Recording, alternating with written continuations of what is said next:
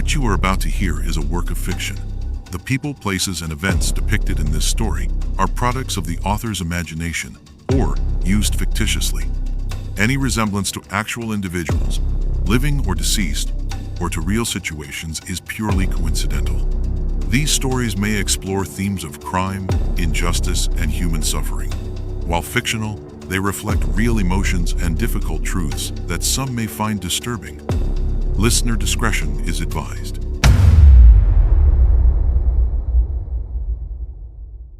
It's probably misplaced, Mama Liora, Elena said with a sly smile, her voice carrying a dismissive tone that made Leora's heart sink deeper than the missing heirloom itself. The morning sun filtered through the large windows of Liora Mendoza's cozy suburban home, casting golden rays across the vibrant textiles that adorned every surface. At 68, Liora moved with the careful grace of someone who had spent decades working with delicate threads, her weathered hands still steady as they guided the shuttle through her loom. The rhythmic whisper of the weaving seemed to echo the ancient songs her grandmother had hummed in their village in Guatemala a lifetime ago. Please let us know in the comments where you're watching from. We'd love to know just how far our stories reach. Liora paused in her weaving, her dark eyes scanning the familiar room where she had created countless pieces over the years. Every corner held memories, photographs of her late husband Carlos, colorful tapestries that told stories of her heritage, and the precious heirloom textiles passed down through generations of women in her family. These weren't just decorations, they were living pieces of history, each thread carrying the wisdom and artistry of her ancestors. The house felt different lately, though Liora couldn't quite place why. Maybe it was the emptiness that had settled in since Carlos's passing 2 years ago, or perhaps it was Marco's absence while he worked on an overseas construction project in Panama year-long contract that was supposed to help secure their family's financial future. With Marco gone, she had become increasingly dependent on his wife Elena for company and assistance. Elena had been helpful, she reminded herself, offering to manage some of the household tasks, and even helping with the paperwork for Leora's small art grant from the Cultural Preservation Society. "Mama Liora, you're so talented," Elena would say, watching Liora work at her loom. "These pieces must be worth so much money." Something in Elena's tone when she spoke about the value of the textiles always made Liora uncomfortable, but she pushed the feeling aside. Elena was family, after all, and family looked out for each other. That morning, however, as Liora prepared for her daily weaving session, she noticed something that made her stomach lurch. The small display case where she kept her most precious heirloom ceremonial hupil, woven by her great-grandmother, stood empty. The intricate garment, with its sacred symbols and colors that told the story of her people, had vanished. It had been 3 months since she'd first started feeling uneasy about small changes in her home, but this was the first major piece to disappear. "Elena," Liora called out, her voice trembling slightly, "have you seen my great-grandmother's hupil?" Elena emerged from the kitchen, wiping her hands on a dish towel. She was a striking woman in her early 40s, with perfectly styled hair and manicured nails that seemed incongruous with her role as a helpful daughter-in-law. Today, Liora noticed, she was wearing a new bracelet gold with small diamonds that caught the light. "The what, Mama Liora?" Elena asked, though her eyes didn't quite meet Leora's gaze. "The ceremonial hupil, the one with the quetzal birds embroidered in gold thread. It was in the display case yesterday." Elena's expression shifted into one of concerned confusion. "Oh, that old thing? It's probably misplaced, Mama Liora. You know how these things happen when you're getting older. Maybe you moved it somewhere safe and forgot?" The words stung more than Elena probably intended, but it was the dismissive way she referred to the priceless heirloom as "that old thing" that truly wounded Liora. She had spent hours explaining to Elena the significance of each piece in her collection, the stories behind the symbols, the generations of women who had preserved these traditions. "I would never forget where I put that hupil," Liora said firmly, though doubt began to creep into her voice. "It's been in the same place for months." Elena stepped closer, placing a consoling hand on Leora's shoulder. I'm sure it'll turn up. These things always do. Maybe check the bedroom closet? Sometimes you reorganize things when you're cleaning. As Elena walked away, her phone buzzed with a text message. Liora caught a glimpse of Elena's secretive smile as she read it, quickly typing a response before slipping the phone back into her pocket. It was a small thing, but it added to the growing sense of unease that had been building in Leora's chest. Over the following weeks, Liora searched every corner of her home. She checked closets, storage boxes, and even the garage, but the huipil remained missing. What made it worse was that she began to notice other discrepancies. Her monthly statement from the art grant showed a withdrawal she didn't remember making, and when she called to inquire, the representative mentioned that the request had been submitted online, something Liora had never learned to do. Elena handles all my computer things, she explained to the grant administrator, though she had given Elena access to her passwords for convenience. The woman on the phone seemed confused about the authorization process. Meanwhile, Elena's behavior became increasingly strange over the 2 months that followed. She would receive phone calls and step outside to take them, speaking in hushed tones. She had acquired several new pieces of jewelry and explained them away as gifts from Marco or things I've had for years, but Liora had a keen eye for detail, honed by decades of working with intricate patterns and colors, and she was certain these were new additions to Elena's collection. The isolation was perhaps worse than the missing items. Elena had begun discouraging visitors, claiming that Liora needed rest and that too much excitement wasn't good for her health. When Liora's neighbors from the cultural center called to invite her to events, Elena would often answer the phone and politely decline on Liora's behalf.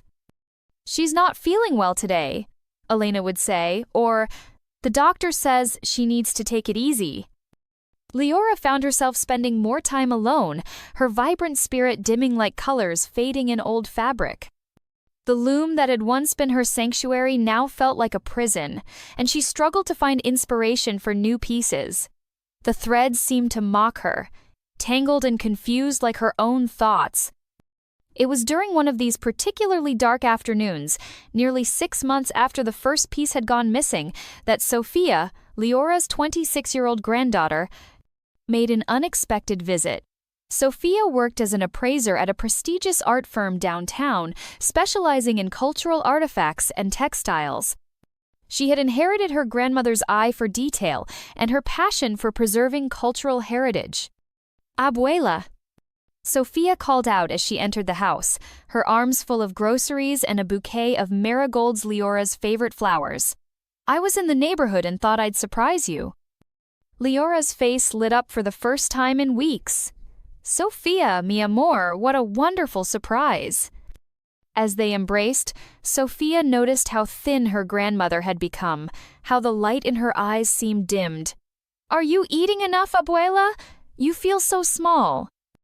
Elena takes good care of me, Liora assured her, though there was something in her voice that made Sofia pause. As they sat in the living room, sharing tea and catching up, Sofia's trained eye began to notice gaps in her grandmother's collection. The ceremonial huipil was missing, as was a rare rebozo that had been displayed prominently on the wall. When she asked about them, Liora's face clouded over. They're misplaced, Liora said quietly, repeating Elena's words. Elena says I probably moved them somewhere safe. It's been happening for months now, first one piece, then another. Sofia frowned. Her grandmother was many things, but forgetful about her treasured textiles was not one of them. Each piece had a specific place, a story, a purpose. Liora could tell you the history of every thread in her collection.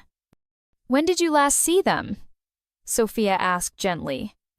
A few weeks ago, maybe longer. Time feels strange lately. Liora's voice was barely above a whisper. As if summoned by their conversation, Elena appeared in the doorway, her smile bright but somehow not reaching her eyes. Sofia, what a lovely surprise! Your grandmother didn't mention you were coming. It was spontaneous, Sofia replied, studying Elena's face. I wanted to see how Abuela is doing.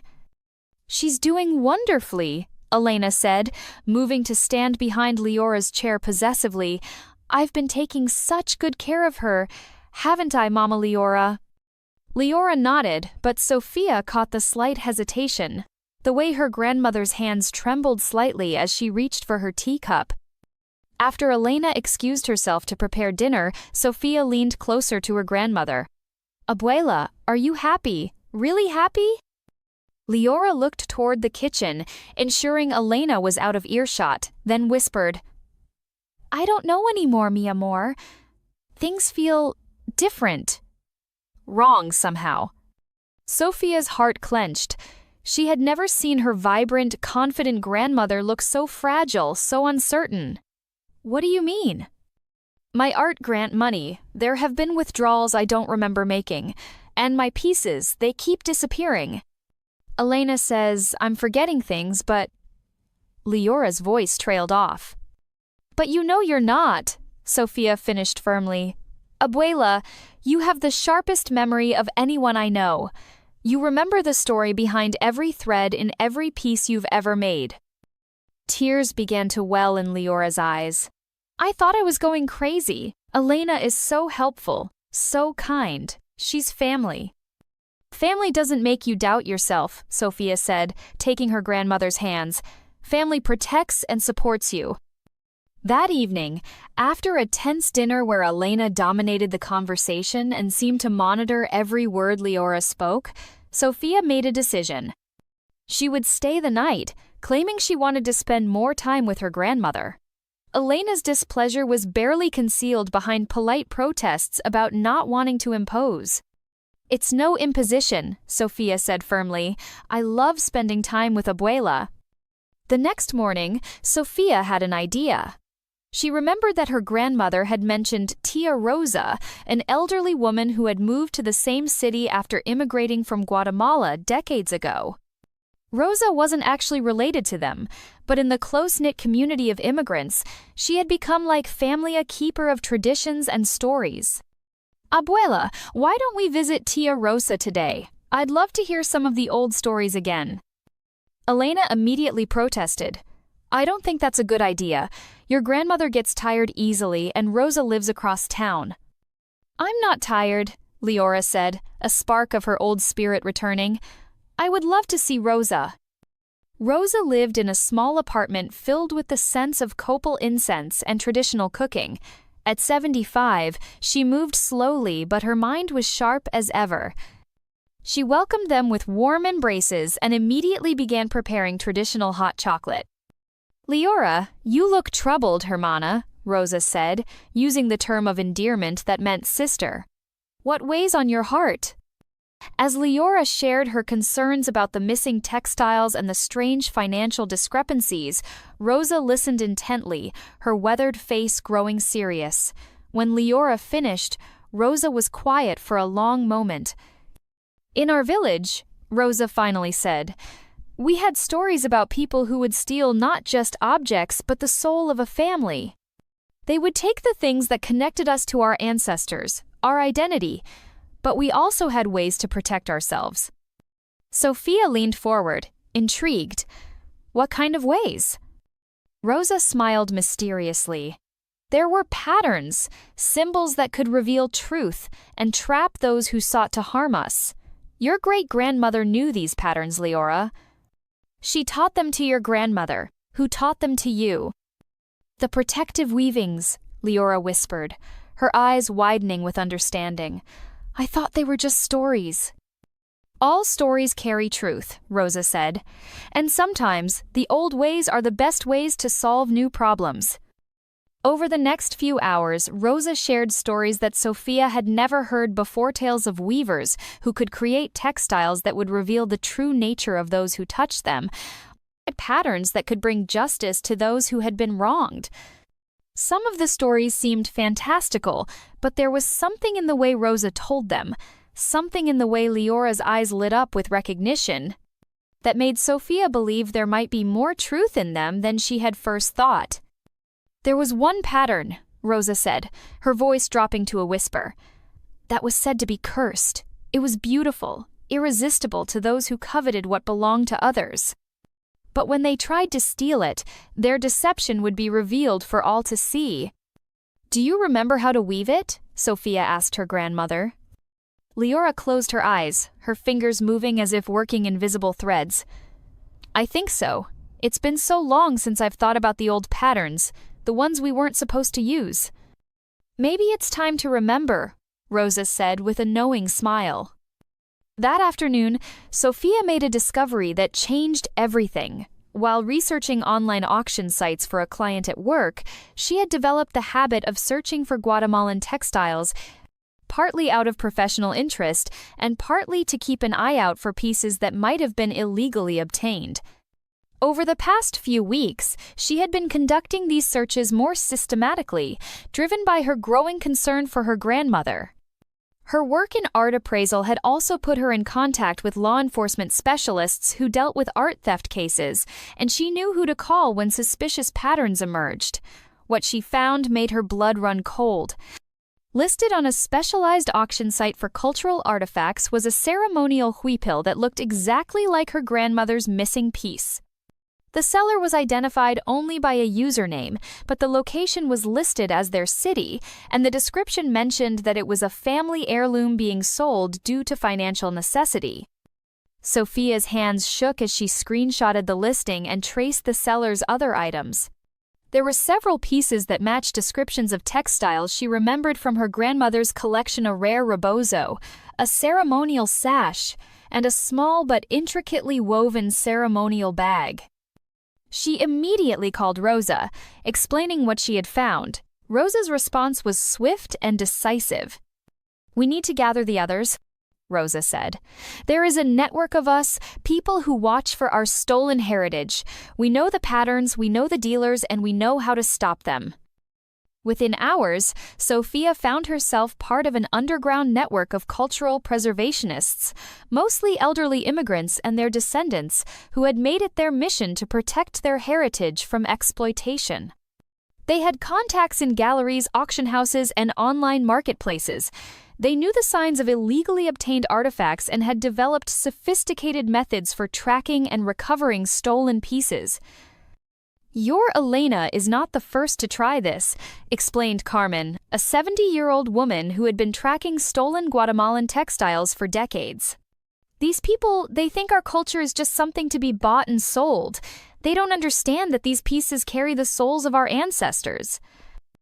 The network had already begun investigating the online seller's identity.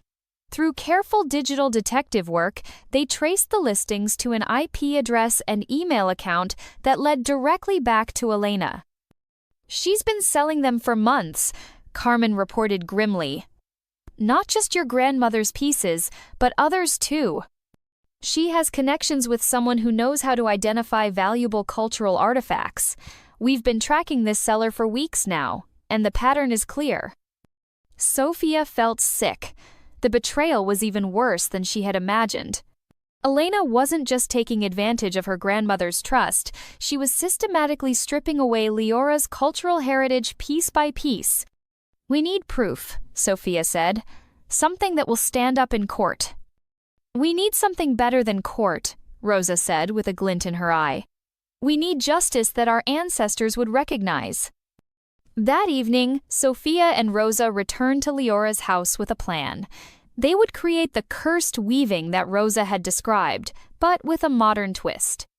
Sofia would use her knowledge of digital tracking and her connections in the art world to create a trap. But what if Elena doesn't take the bait? Liora asked. She looked stronger than she had in weeks, energized by the prospect of fighting back. She will, Rosa said confidently.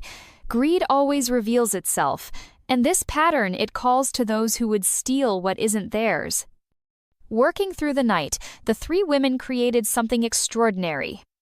Liora wove a small but intricate textile using the ancient pattern Rosa had described, incorporating symbols that told the story of justice and revelation. But hidden within the threads, Sofia had woven nearly invisible fibers that would be easily detectable under certain lights, a modern version of the old protective magic. The piece was undeniably beautiful, with complex geometric patterns in deep blues and golds that seemed to shift and change as you looked at them. Even Sofia, who had grown up surrounded by her grandmother's work, found herself drawn to it in a way that was almost hypnotic. "It's perfect," Rosa said, examining the finished piece. "This will call to her. She won't be able to resist." They placed the weaving in Liora's main display case, positioned so it would be the first thing anyone entering the room would see. Then they waited. Elena's reaction was immediate and predictable. The moment she saw the new piece, her eyes lit up with unmistakable avarice. "Mama Liora, this is incredible," she said, moving closer to examine it. "It's different from your usual work, more valuable looking." "It's an old pattern," Liora said carefully. "Something my grandmother taught me that I had forgotten." Elena's fingers hovered over the textile, clearly longing to touch it. "It must be worth a fortune. The detail work is extraordinary." "It's not for sale," Liora said firmly.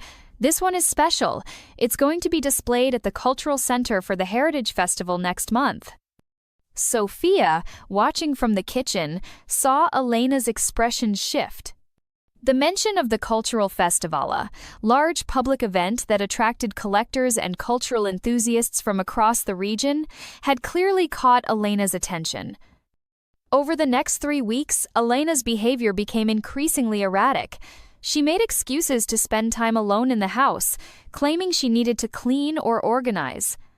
She asked pointed questions about the festival, when the textile would be transported, and whether it would be insured. Elena had even volunteered to help with the festival setup, claiming she wanted to support Liora's work, but Sofia noticed how carefully Elena studied the booth layout, the security arrangements, and the timing of the performances. "She's planning something," Sofia reported to Rosa and the network. "We need to be ready." The network had been busy. They had gathered evidence of Elena's thefts, traced her sales to buyers, and even identified her accomplice, a man named Rick, who ran a small gallery that specialized in acquiring cultural artifacts through questionable means. More importantly, working through Sofia's law enforcement contacts, they had alerted the authorities and the Cultural Preservation Society that funded Liora's grant. "Everything is in place," Carmen assured them. "But we need to catch her in the act. We need her to reveal herself publicly." The Heritage Festival was held in the city's largest park, with dozens of booths displaying traditional crafts, foods, and cultural performances. The community had rallied around Liora's participation, and her booth was prominently placed near the main stage. The cursed weaving was displayed in a place of honor, surrounded by some of her other pieces. Elena had volunteered to help with the booth, claiming she wanted to support Liora's work. But Sofia and Rosa noticed how she kept glancing at the weaving, how her hands trembled slightly when she got close to it. What they didn't realize was that Elena had spent weeks planning this moment. She had observed that the festival's security was mostly volunteer staff who would be distracted by the performances. Her plan seemed foolproof. During the main cultural dance performance, when all eyes would be on the stage, she would claim the weaving needed to be moved for safety reasons and simply walk away with it. The festival chaos, with hundreds of people moving around, would provide perfect cover. "The pattern is working," Rosa whispered to Sofia. "She cannot resist it." The festival was in full swing when Elena made her move. She had waited until Liora was occupied with a customer and Sofia was helping at a neighboring booth. Moving with practiced stealth, she carefully lifted the weaving from its display, wrapping it in a cloth she had hidden in her purse. But she hadn't counted on the network of watchers that surrounded her. At Rosa's signal, they moved in from all directions, elderly women who had been posing as festival visitors, younger people who had been manning other booths, and even some of the performers who had been keeping an eye on the situation. "Elena," Rosa's voice rang out across the booth area, loud enough to draw the attention of everyone nearby. "What are you doing with that weaving?" Elena froze, the wrapped textile clutched in her hands. I was just moving it to a safer place. The sun was fading the colors. The sun is behind clouds, Sofia said, appearing at Elena's side. And that weaving was positioned specifically to avoid direct sunlight. A crowd began to gather, drawn by the commotion. Among them were several people Sofia recognized from the network, but also legitimate festival visitors, media representatives, and community leaders. Elena, Liora's voice was steady but sad. Why are you taking my weaving? Elena's composure cracked. It's just a piece of fabric, Mama Liora. You have so many and I needed. She stopped, realizing that her words were being heard by dozens of people. You needed what? Rosa pressed. You needed to steal from an elderly woman who trusted you? You needed to sell our cultural heritage to fund your selfish desires? I don't know what you're talking about, Elena said, but her voice lacked conviction. Carmen stepped forward, holding a tablet displaying the auction listings. These are your listings, Elena. We've traced them all back to you.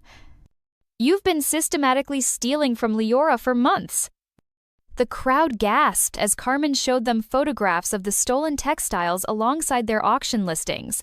The evidence was undeniable. And this, Sofia said, pulling out her phone, is a record of the unauthorized withdrawals from my grandmother's art grant, withdrawals that were made using forged documents and stolen personal information. Elena's face went white. She looked around desperately, but there was no escape. The crowd had grown larger, and many people were now taking photographs and videos. Her secret was exposed not just to the authorities, but to the entire community. I can explain, Elena stammered, but her words were drowned out by the arrival of police officers who had been alerted by the network. But the real justice came from the community itself. As word spread through the festival about what Elena had done, the reaction was swift and decisive. The Cultural Preservation Society immediately launched an investigation into the grant fraud.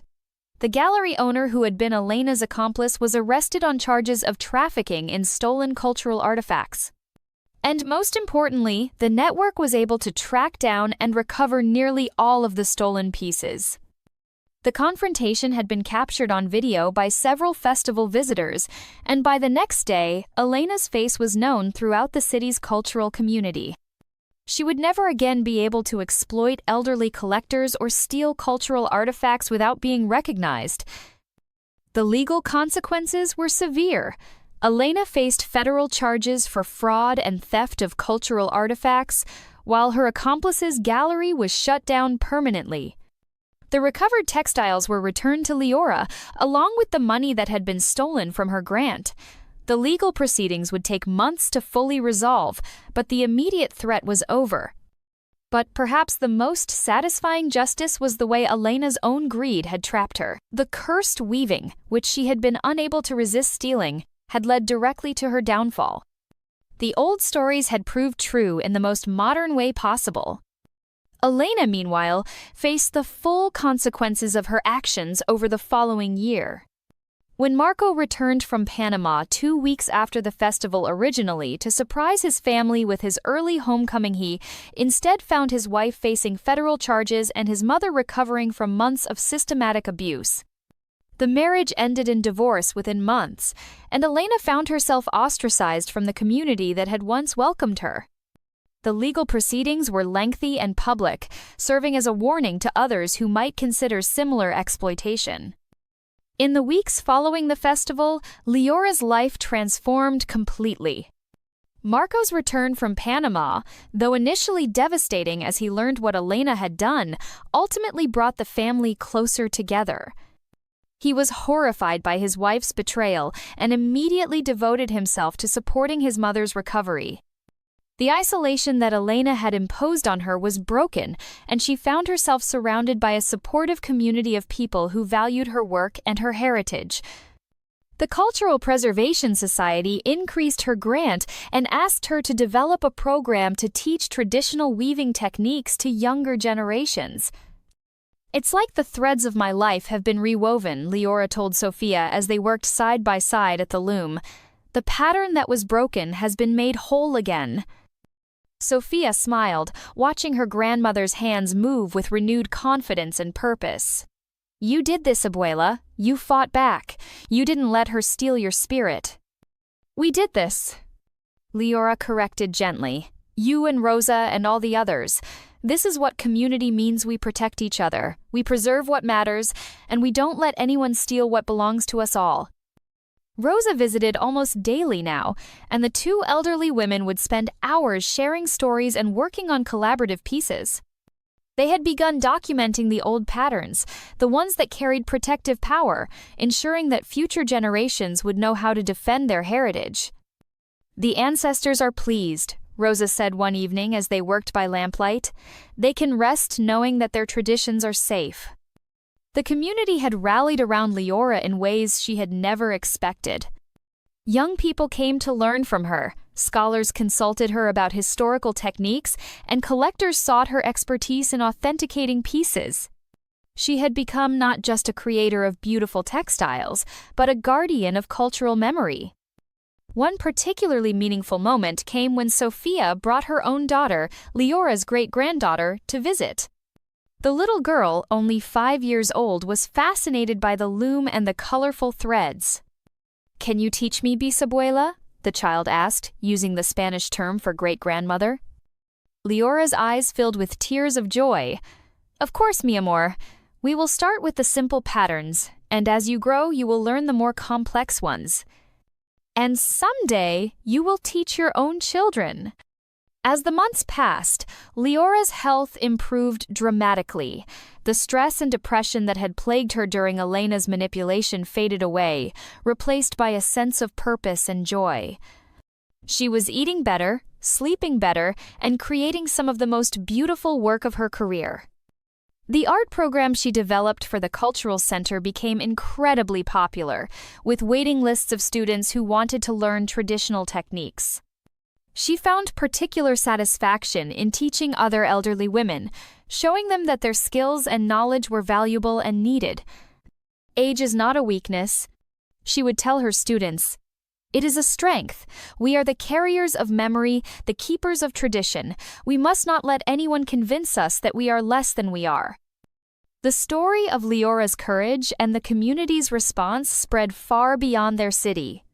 Other cultural preservation groups reached out to learn from their methods, and Rosa's network expanded to include watchers in dozens of cities across the country.